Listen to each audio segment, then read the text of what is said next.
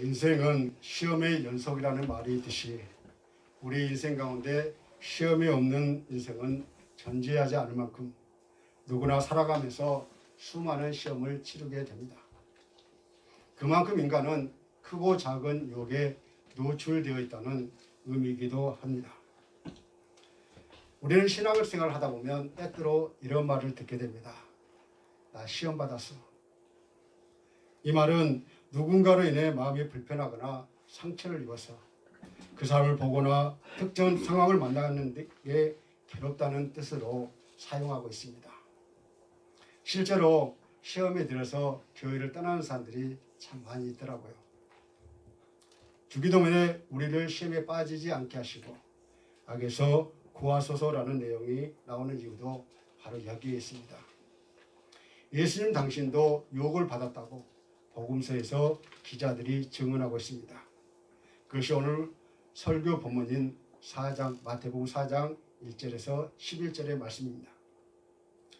예수님이 마귀로부터 세 가지 시험을 받았는데 첫 번째로는 위로운 길로 갈 것이냐 아니면 의로운 길로 갈 것이냐는 시험이었습니다. 예수님이 받은 세 가지 시험은 어떤 시험입니까? 우리말 성경에 흔히 혼돈되는 개념 중에 하나가 바로 시험이라는 단어입니다. 영어로는 보다 확실하게 테스트, 트라이얼, 템테이션으로 구분하여 사용함으로써 성경 본문을 이해하기 쉽게 했는데요. 우리말 성경에는 거의 구분 없이 사용하고 있다는 것입니다. 테스트는 말 그대로 시험입니다.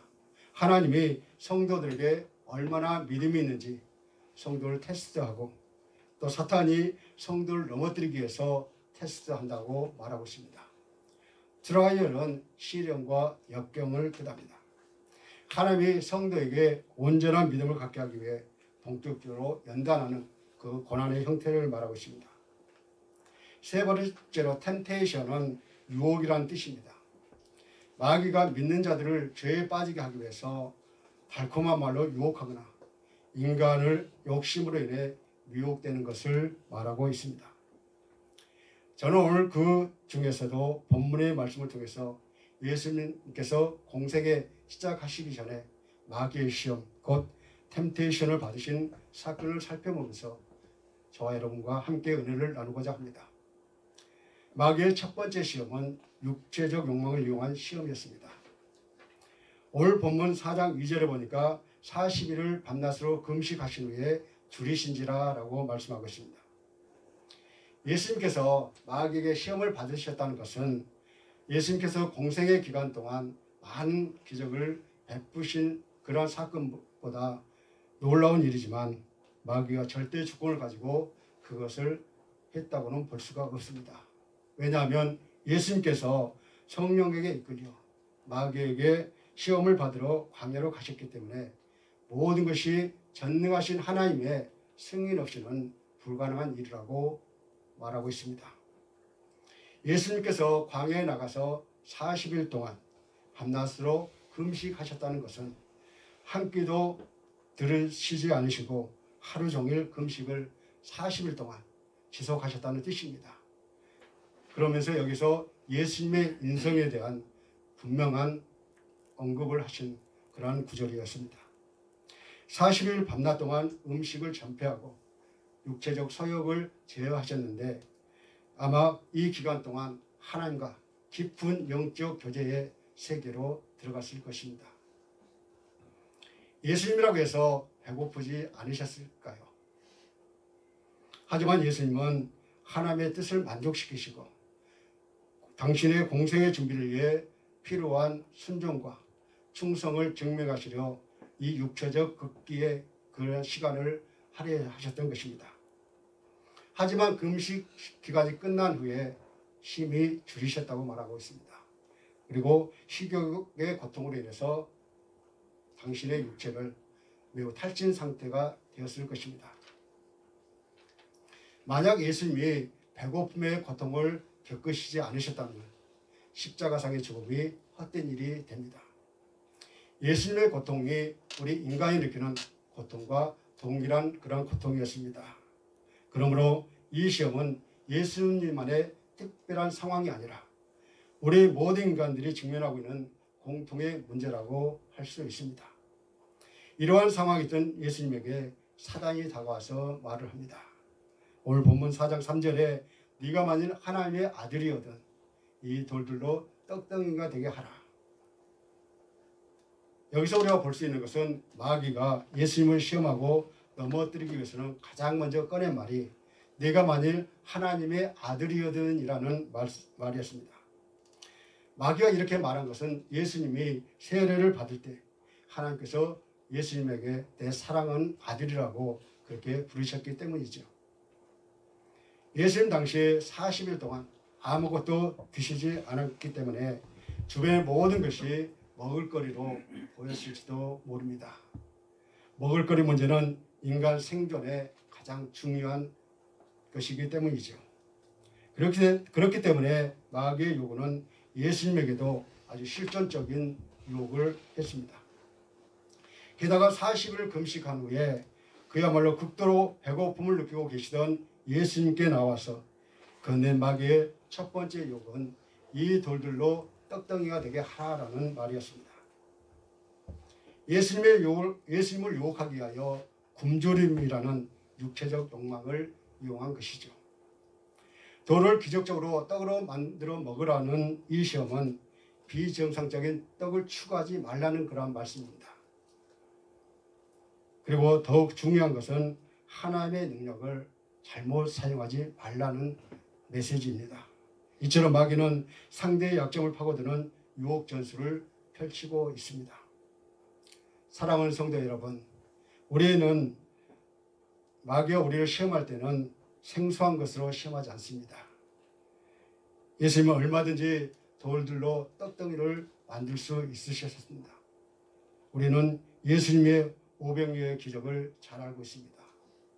그러나 예수님의 사명은 화려하고 신기한 그런 어떤 기적을 통해서 사람을 모으는 것이 아니라 십자가를 통해 인류 구원의 길을 여는 것이었습니다.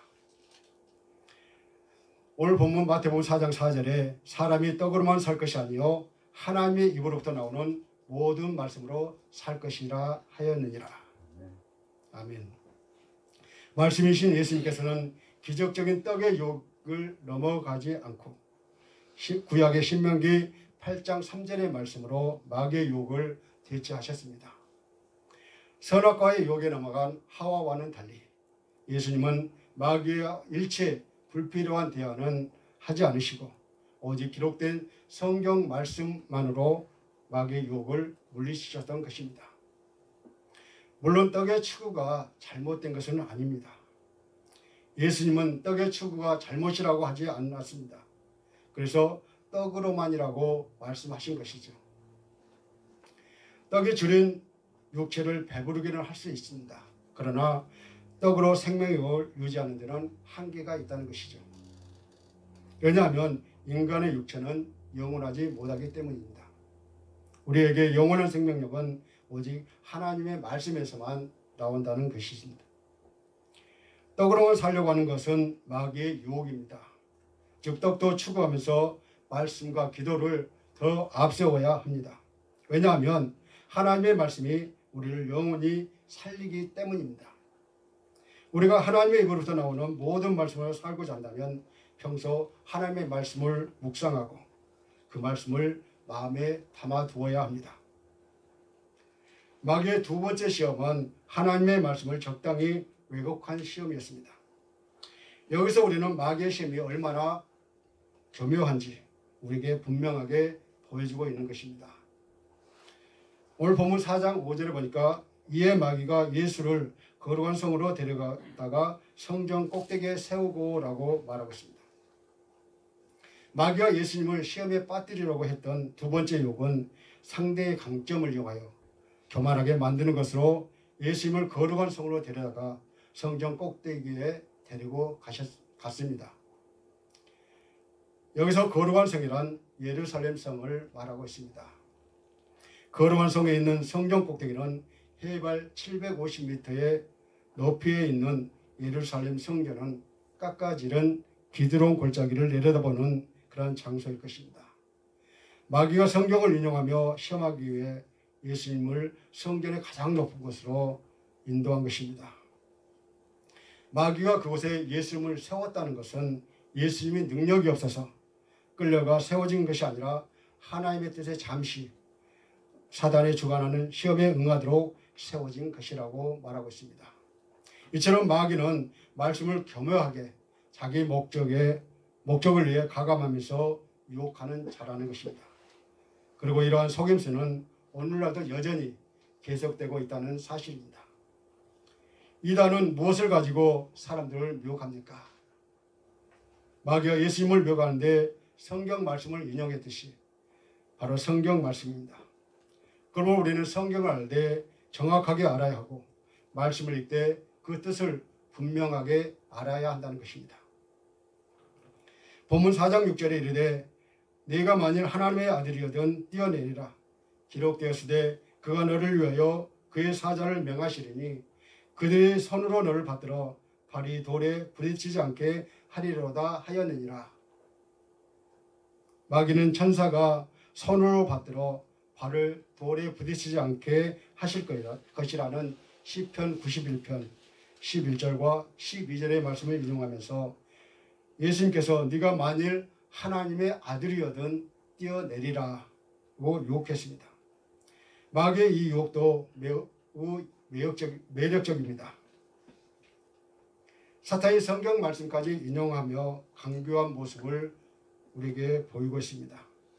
그 말씀은 성도가 용기 있게 절벽 위에서 뛰어내려도 천사가 받아준다는 약속한 말씀과 다르다는 것입니다. 말씀을 아무 때나 자기 편의대로 적용하려는 것은 하나님을 시험하는 그러한 행위입니다. 하나님의 말씀을 인용한다고 해서 하나님의 사자가 아니며 복음 전도자가 아니며 의인이 아니라는 점입니다. 이단들이나 사건이 하나님의 말씀을 더 교묘하게 이용해서 선한 자처럼 위장할 수 있습니다. 그리고 마귀는 성도의 약점을 건드려 그를 넘어뜨리게 할 뿐만 아니라 성도의 장점을 부추겨 교만에 빠뜨려 그를 넘어뜨리려고 하고 있습니다. 예수님이 성전 꼭대기에서 뛰어내려 새처럼 날아 땅에 안착하면 표적을 중시하는 유대인들은 얼마나 감탄하면서 받아들이겠습니까? 마귀는 예수님의 공생의 초장부터 십자가 희생보다 화려한 비상을 통해 사람들 앞에 등장하라고 유혹하고 있습니다. 그러므로 우리의 강함이나 약함으로 교만하거나 열등하지 않고 항상 주님의 말씀을 주야로 묵상하면서 악인에게 대응하며 살아가는 지혜가 필요합니다. 마태복음 4장 7절에 예수께서 이르시되 또 기록되었으되 주 너희 하나님을 시험하지 말라 하였느니라 하시니 구약 성경을 인용하며 잘못된 믿음의 시험에 그래야 빠뜨리려고 하던 마귀에게 예수님은 이번에는 신명기 6장 16절의 말씀으로 마귀의 꾀를 물리쳤습니다. 하나님의 능력을 힘입고 살아가는 성도에게 내가 하나님의 자녀이면 무엇을 해보라는 식의 꾀로 시험에 빠뜨리려고 하는 악인들이 저와 여러분에게 잠깐씩 접근합니다. 우리가 하나님의 자녀로서 충분히 할 수 있는 일이라도 악인들의 꾀에 의해 그 일을 해서는 안 된다는 것입니다. 악인들의 우리에게 가문이설로 꾀를 부릴 때라도 항상 자신의 존재가 하나님의 자녀임을 잊지 마시기 바랍니다. 성도는 하나님의 시험을 기쁘게 받으려고 하되 거꾸로 하나님을 시험하려고 하면 안 됩니다. 즉 부당하게 행동하고 그런 자신을 하나님이 지켜줄 줄 믿고 기도한다고 하면서 하나님의 능력과 사랑을 시험하지 말라고 말하고 있습니다. 하나님은 기적의 하나님이지만 기적을 수시로 요구하는 그러한 사람의 요구는 무조건 응하는 하나님이 아니십니다. 기적을 요구하면 기적을 더 얻지 못하고 하나님의 뜻에 순종하며 오히려 기적을 더 받게 됩니다.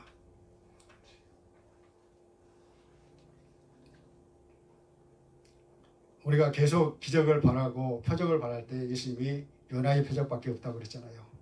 자, 우리가 기적과 표적을 바라면 하나님은 절대로 우리에게 기적과 표적을 안 보이십니다. 그러나 우리가 하나님의 말씀에 순종하고 그 뜻대로 우리가 살아갈 때 하나님께서 우리에게 기적도 보이시고 또 말씀으로 응답해 주실 줄 믿습니다.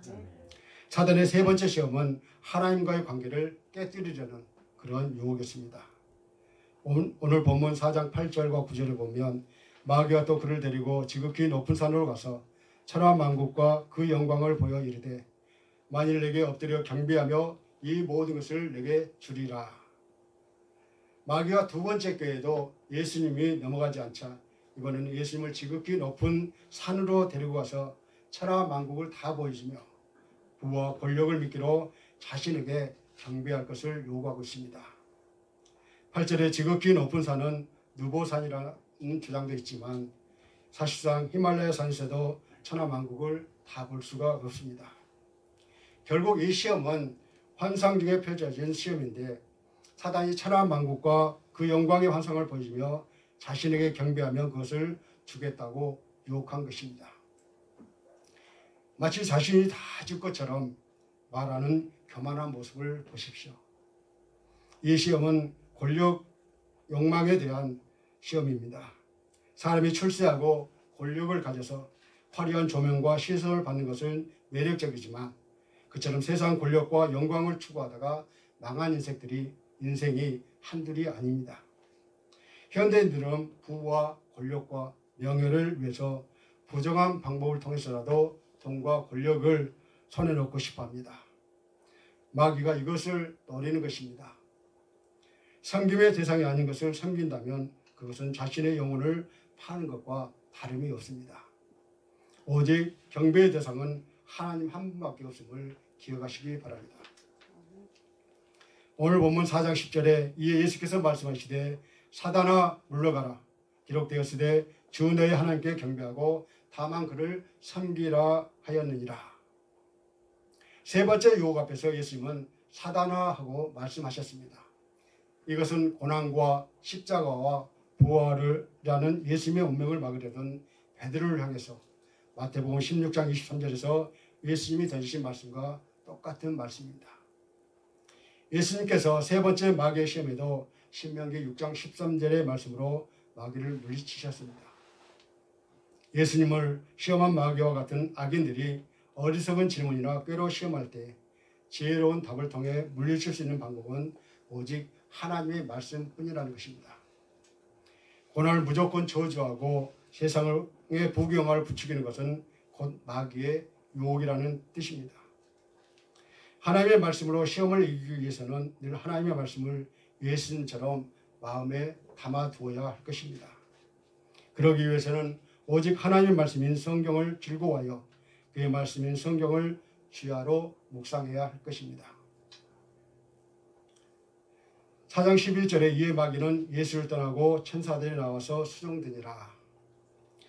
마귀가 다양한 꾀로 예수님을 유혹하고 넘어뜨리고 시도해봤지만 넘어가지 않자 더 이상 예수님 곁에 있을 이유가 없기 때문에 마귀는 떠났습니다. 마귀가 떠나자 천사들이 나와서 예수님의 수종을 들었다고 말하고 있습니다. 우리도 역시 세상의 다양한 유혹을 이긴다면 예수님께서 천사들의 성령을 받으셨듯이 하나님의 위로와 은혜가 임할 줄 믿습니다. 악인들의 꾀와 죄인들의 길과 오만한 자들의 자리를 물리치면 하나님께서 형통의 복을 주십니다. 시험을 잘 치른 사람에게 내리는 복입니다. 이런 복 있는 사람이 되어야 하지 않겠습니까? 예수께서 하나님의 아들로서 이 땅에 인간의 몸으로 오실 이유가 무엇이었겠습니까? 죄 없으신 분으로서 세례자 요한에게 세례를 받으실 이유가 무엇이었겠습니까? 그것은 하나님의 구원 계획을 이루시고 하나님의 의를 이루기 위함이었습니다. 말씀을 맺겠습니다.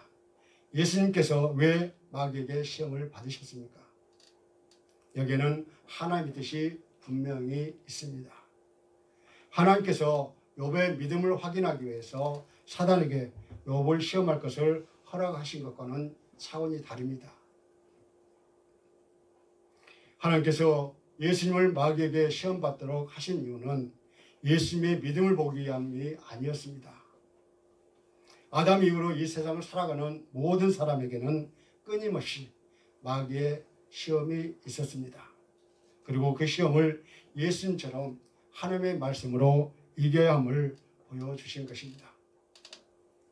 예수님처럼 하나님의 말씀으로 이 세상의 유혹, 이 세상의 시험을 이기를 원하십니까?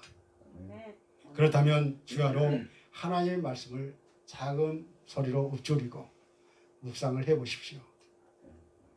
오늘도 본문을 통해 하나님의 말씀을 묵상함으로 세상의 유혹을 이기는 복 있는 사람으로 살아가는 저와 여러분이 되시기를 주님의 이름으로 간절히 축원합니다. 오늘 말씀을 통해 시험에 빠지지 않도록 하나님의 말씀으로 승리하게 해달라고 잠시 묵상하시겠습니다.